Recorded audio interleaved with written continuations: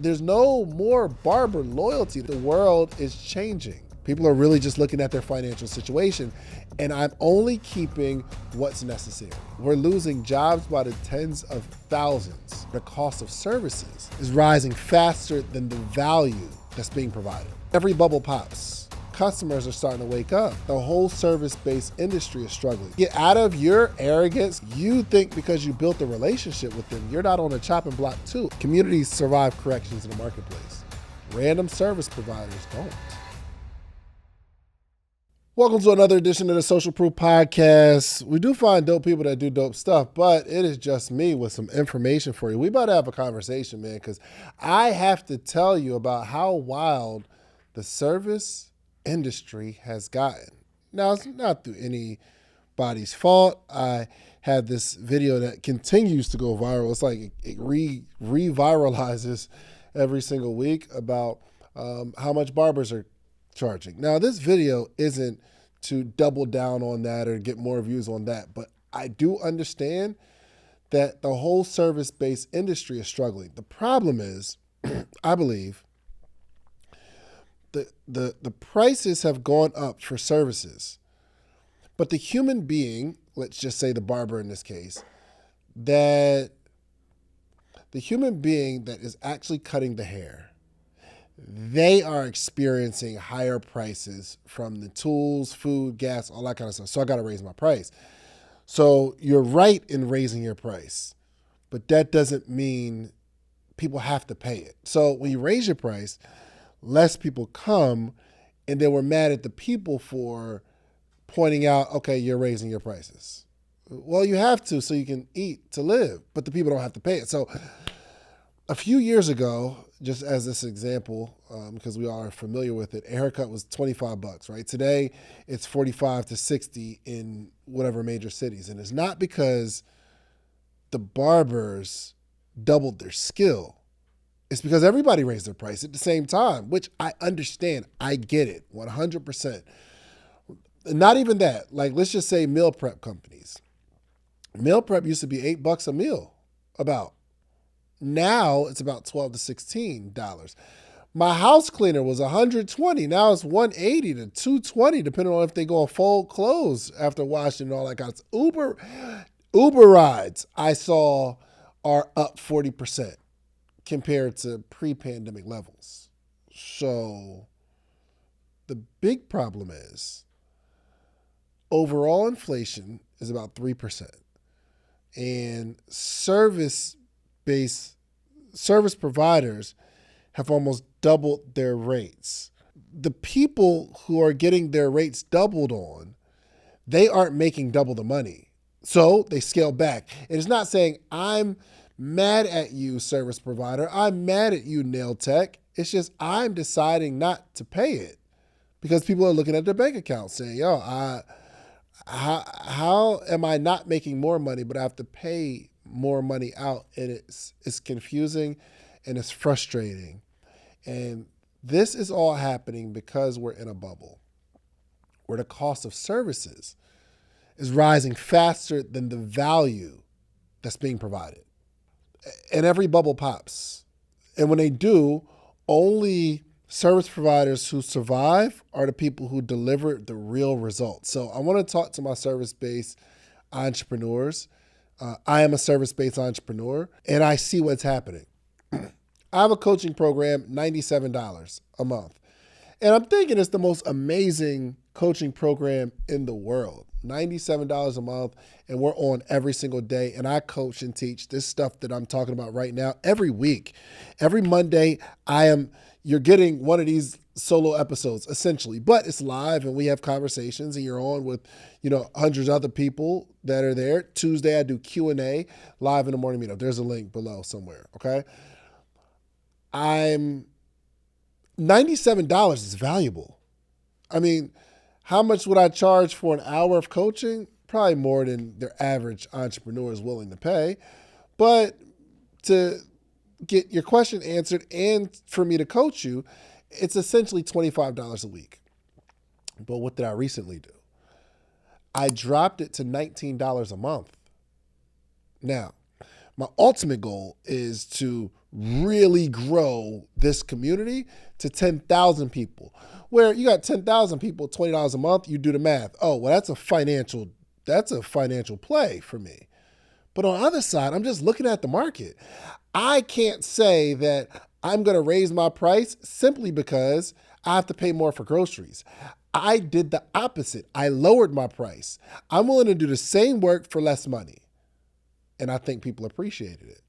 Now, I'm not saying as a barber, as a hairstylist, I'm not saying you got to lower your price, because that's a manual thing that you have to do. And it's just one-to-one. Mine is one-to-many, so I can scale it. It's no problem. But what I'm saying is I'm reading the room of what's happening in the world. So I say to myself, people are struggling. Everything else costs more.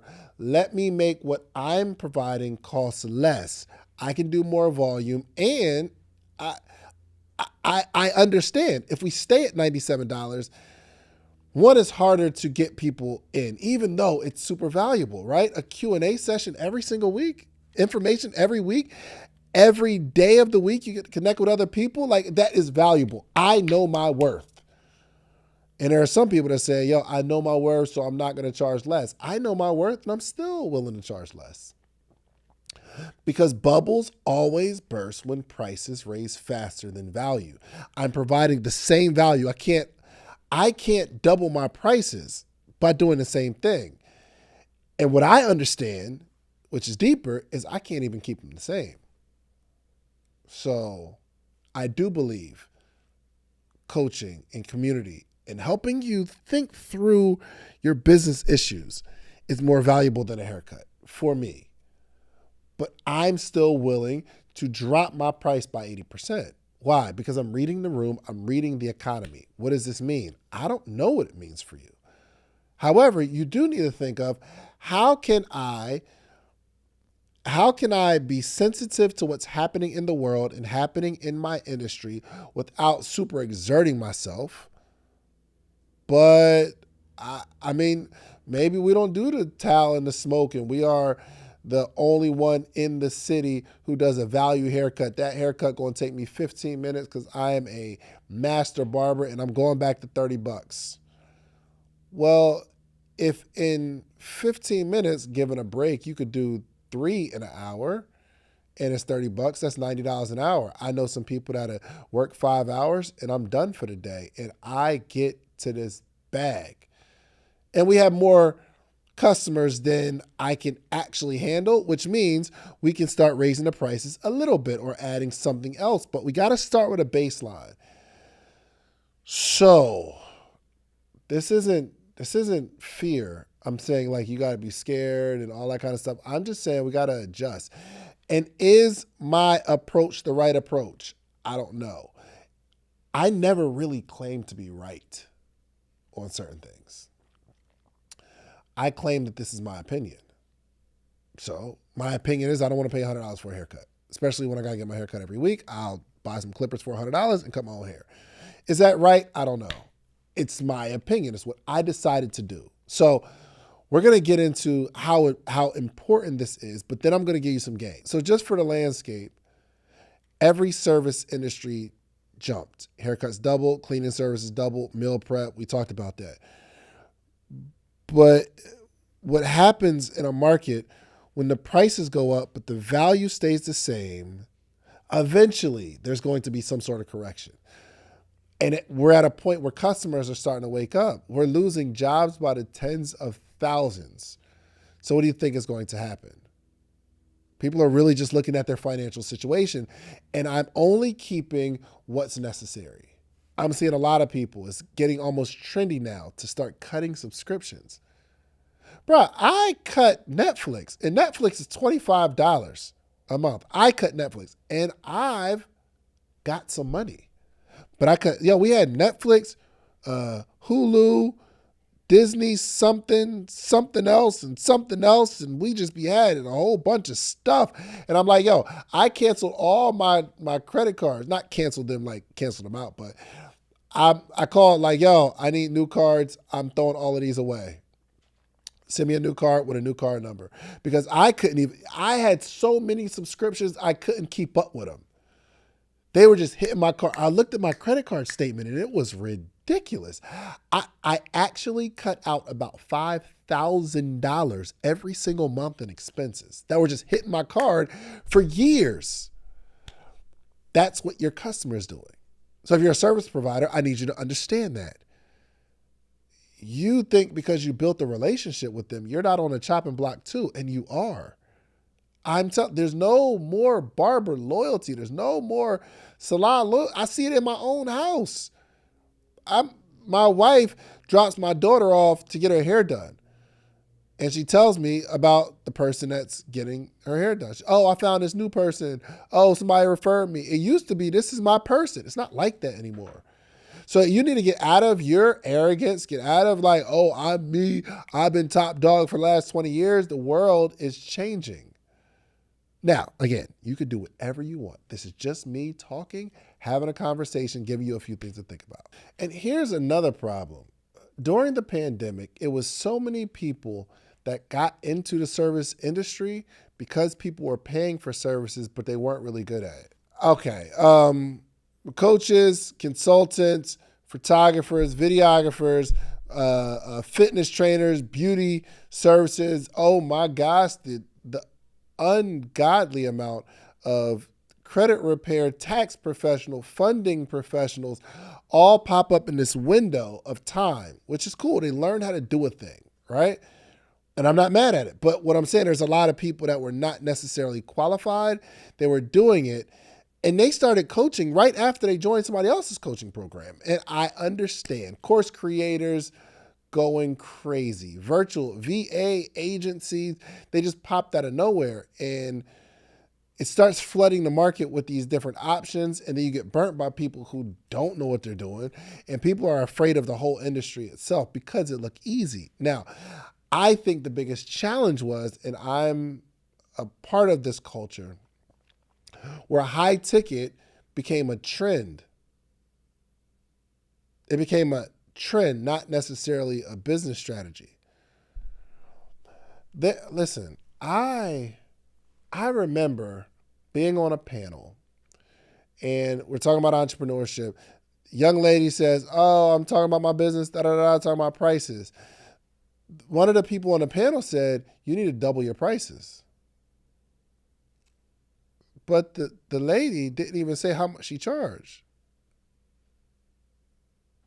She didn't even say, I'm charging $200.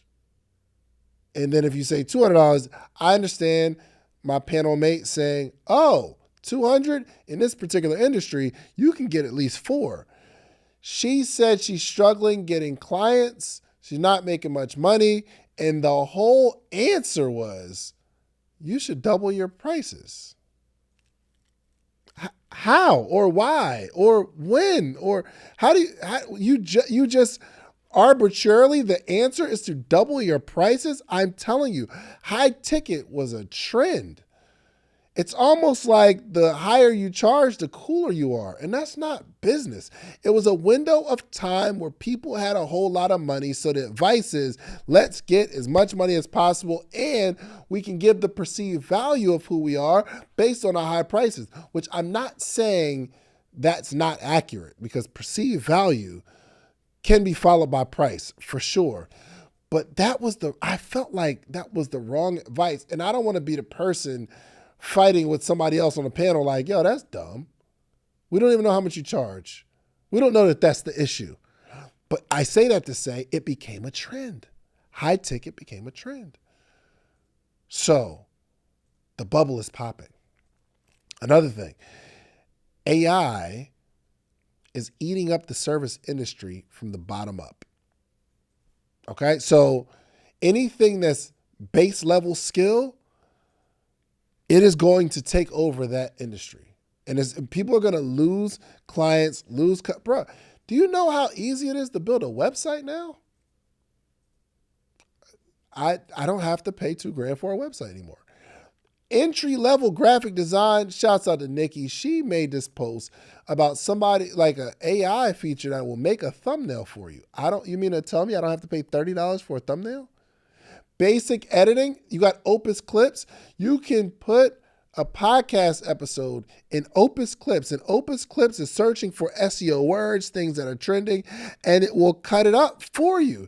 It'll get the base model. Now, it doesn't always get it right. That's why I don't really use Opus Clips much.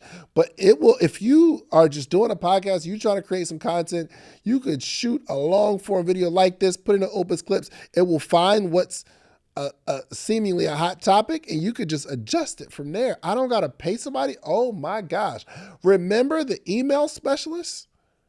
Remember people that would run your emails for you and they would write your emails and send them out? That's dead. ChatGPT will write a strong email for you. Bookkeeping, social media management, AI is cooking these people. Basic coaching, ChatGPT is an excellent coach. Oh my gosh. When I tell you I learned so much from my coach, ChatGPT, you think for this basic information, you are going to charge high dollar or charge anything for that matter? Oh gosh. The service-based industry is a challenge right now. But it's not that it hasn't always been a challenge. I'm just saying the people that are going to continue to grow, and if you notice people who have longevity in business, they've been through multiple cycles of issues in business. I know how to handle this one. I know how to handle this one. That's why when this stuff comes up, it's just another issue for me. I understand. I get it. It's another issue that we got to get over. I've been in the game for years. It made me an animal. There's rules to this stuff. I should have wrote me a manual. My book is dope though. Dreams are built overnight. Let's talk about what we should do.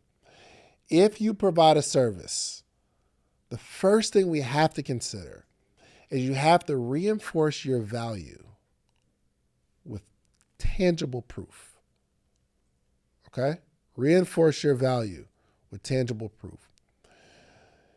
If you do hair or you do nails, you have to continue to show how good you are, and not only how good you are, but how knowledgeable you are.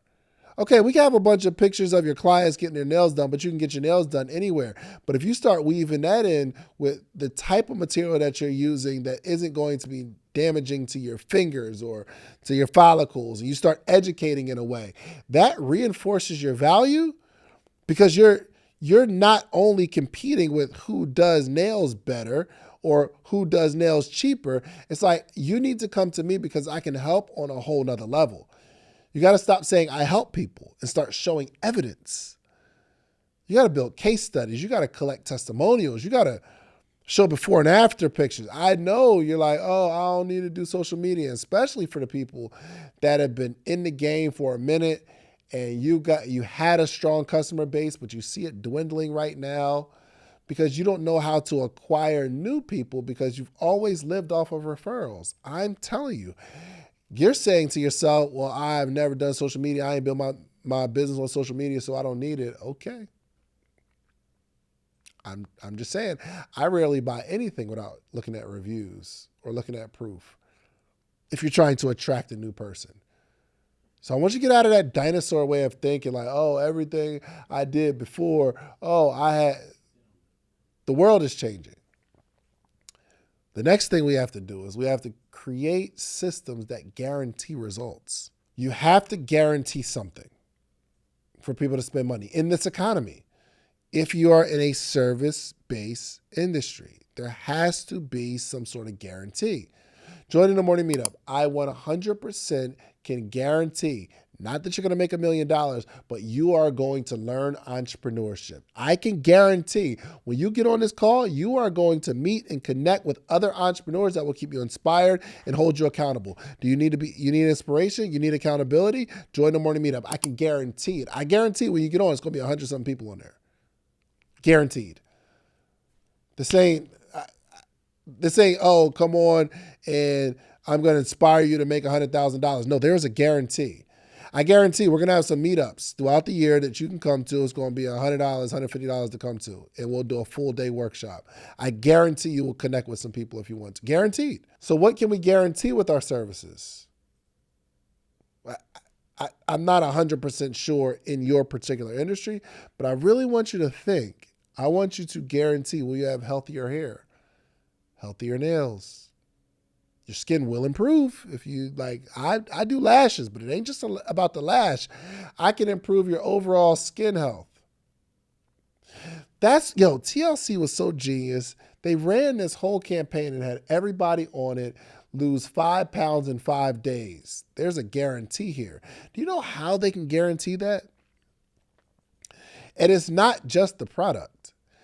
If you haven't worked out in forever and you eat whatever you want to eat, do you know within 5 days, if you just stop eating the foolishness, if you just stop eating candy and donuts all day, if you drink a little more water, you will lose 5 pounds in 5 days. It's almost guaranteed. And the bigger you are, the easier the guarantee is to fulfill. So they put a guarantee out here. Now they can't say guarantee, but 5 pounds in 5 days. And people started losing it. Why? Because they understood something the average person didn't. If I don't do anything right now and I do a little something for a week and I stop eating everything I want when I want to eat it, I will lose 5 pounds. But that's how the business grew. 5 pounds, 5 days. I got you. Now, does it work long term? Of course not. And it's not that the formula doesn't work. But it's harder to guarantee that because your body will get to a plateau and maybe you lost all the water weight and all that. You know what I mean? Like it's harder to guarantee that. But you need to figure out what your guarantee is going to be.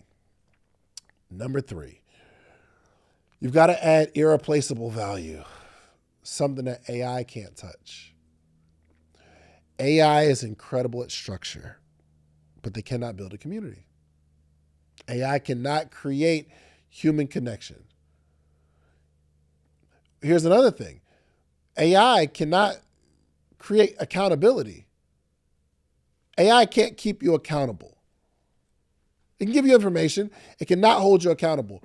AI is not the best storyteller. If you could tell stories that resonate with people, I'm telling you, if every time you're in front of a potential client and you can pull a story of something or someone that have come into your community, come into your barbershop, somebody that was having tension in their household, and you're a service provider where you clean their house, and you notice an incredible increase in love, affection, passion, decrease because I started cleaning their house. That is a story. If you can tell how a CEO was stressed out and you started cleaning their office and they started landing deals. Now, we can't guarantee that the big deals came because you cleaned the office. However, we can't say that it didn't attribute. So it becomes a story. AI can't do that. AI doesn't have emotional intelligence where you can read what's happening with somebody. You are going to have to do something that adds irreplaceable value. You've got to beat AI. Lived experiences, AI can't give you that. They can't give you a 100% customized strategy for your situation. Mixing what's happening physically with you, emotionally with you, spiritually with you, mentally. AI can't pull all that together to give someone the advice. So you need to get better at it. And you have to add some sort of human element that AI can't touch. Next, and I touched on it, number 4 is you have to expand your skill set, not just inflated prices. You've got to get better at it. If you want to charge more, be more. Raise your skill set. Okay, you've been cutting hair. You better learn that Beijing. You better learn how to create a hairline for somebody. Okay, you may think it's corny to get the little toupee. There's somebody looking for the little matted, sticky hat hair thing going on. Learn it. Learn it. I don't know what you can do in your, your lash business or your brow business or your nail business or your house cleaning business or whatever service you provide. You'd had better get better at it. And stop being so arrogant thinking that you're the best in the world, because you're not. I'm not naive enough to think that I'm the best podcaster in the world. I'm not naive enough to think I'm the best speaker in the world. So when I sit down and I'm looking at speakers on stage, I'm learning. I used to, if I'm being honest, I used to be in the crowd looking at whatever speakers on stage and be like, I can speak better than them. Oh, I would have killed this presentation. Oh, those points didn't connect. That story fell flat. Oh, there's no engagement here. I used to just sit there hating almost. You know what I mean? Like, I was a little bit of a hater. But then I remember I did a speech one time, and that joint did not hit the way it normally hit. I don't know what it is about them first speeches. When you first start doing speeches, it's like all of them are good, and it's like the energy because you didn't think you were going to perform. But one time, the crowd was just, whoo-wee. I got humbled real quick. And I said, oh, wow, I'm not that special. I'm not 100% the best in the world. So raise your skill set, raise delivery, make it faster, raise your depth as what you and how you provide. Next, number 5. I think it's going to be important to add a down market value, a down market offer. Let's consider that the market is struggling, topsy-turvy going on right now. Do you have a lower ticket offer? Do you have a DIY option? I'm thinking about this. Yo, and when I'm telling y'all this stuff, and my morning meetup family members know, when I'm telling y'all this is stuff that I actually do. It's not like I just give you good information that I got off ChatGPT. This is stuff that I actually do. So I was thinking about, man, the problem is people need to create content. Well, how much does it cost to have a content day? And I'm talking to my videography friends. They'll charge $1,500, $1,200 for a whole content day, $2,000. I said, man, what about the people who don't have the money? Maybe I'll create a down market offer. What is the down market offer? We have the studio, we got cameras, we got lights, we got microphone, all that kind of stuff. The hardest part or the most expensive part is getting a human being to go in there and shoot this content. But I was like, yo, what if we showed them how to create their own content. We set up the professional cameras instead of you going to get a $2,000 camera like we have, and then a $2,000 lens like we have, and then a $1,000 light like we have, and then a $250 microphone like we have. What if I could let you go in there for 2 hours? We set up the mic, lights, camera, and you just go. And you record. We hit record, and you can create as much content as you want. And we'll have somebody there, right? Where if you're like, hey, I want to do another angle, or I'm going to go change my outfit and come back. Oh, cool, no problem. We'll stop it, change it, adjust it, and go back in. But it's a DIY offer. This is what you call a down market offer. How can I get people to, they know they need the content, come create the content in my spot. Down market offer, which, Jay, remind me to shoot some ads for that today. Thank you. But yeah, I posted. He was like, "Yo, I need that. Say less." Okay. You don't always have to be premium. We can make down market offers.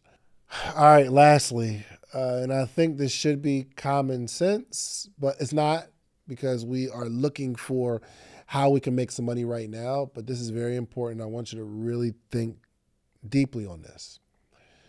Focus on retention, not new customers. Not constantly acquiring new customers. We need to focus on retention.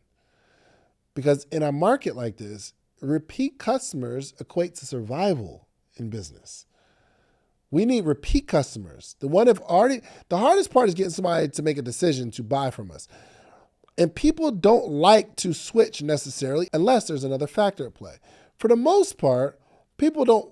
They want some sort of routine and not have to think about where I'm going to get this service provided from. So you shouldn't be rebuilding your income every single month from scratch. That is going to be a problem. So what do we do to love on our customers more? Build retention. Listen, you could build community and brand and not just getting more clients. We have to build some sort of community. Here's what I found in our community. In the morning meetup, my goal is to connect other people to other people, not just relying on me, the coach. If you rely on me, the coach, I'm going to give information, no problem. But if I can connect you to somebody else that's a part of this one community, you'll stay. People don't leave fraternities that often. And it's not because the fraternity is amazing. They don't want to leave their brother. People don't leave sororities just, let me get out. No, I don't want to leave my sisters. But if I don't have that brother-sister connection, then I don't have a community. And I'm just relying on whoever's providing the thing, I'm out. It doesn't matter. So if you can start connecting your customers to each other, I got a referral. Oh, you're looking for somebody. Oh, let me refer you to one of my clients. Let me refer you to one of my clients. Let's create this community. Is there something that you do? I got an email from a company that I invested in, and they're having like a end of the year party because they want everybody coming together because we all need to be supporting together. That's what I'm gathering. I'm like, this is dope. With Morning Meetup, we do a couple events per year that are maybe like $100. Now that I dropped the $19, it used to be free. When it was $97, I would do 3 events a year where you fly into Atlanta, we learn for a day, and it's free, and I pay for the food.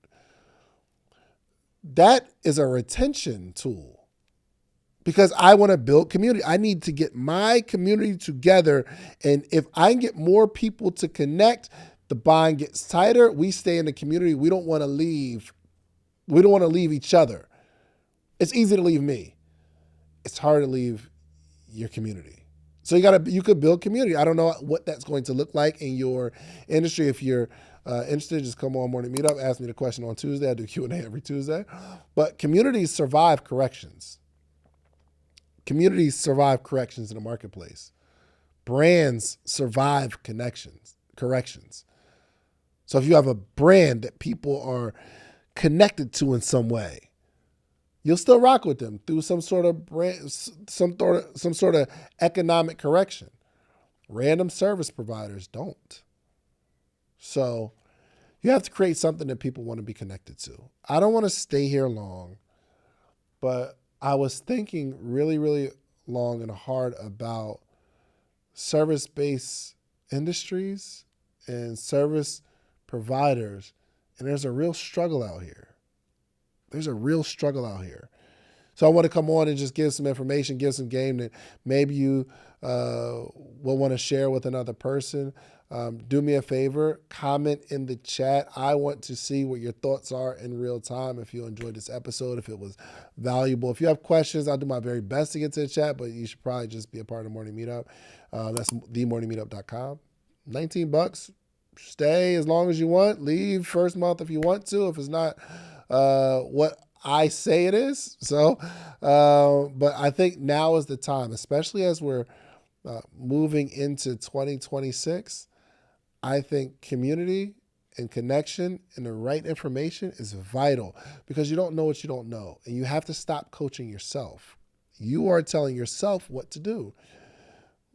If you have a different perspective, someone that sees your industry or your service from a different lens, you can get a different perspective, and that could change everything. So I love you, family. Thank y'all so much for the support. Like, share, comment somewhere, and we will see you next week, or I'll see you in the Morning Meetup. Peace.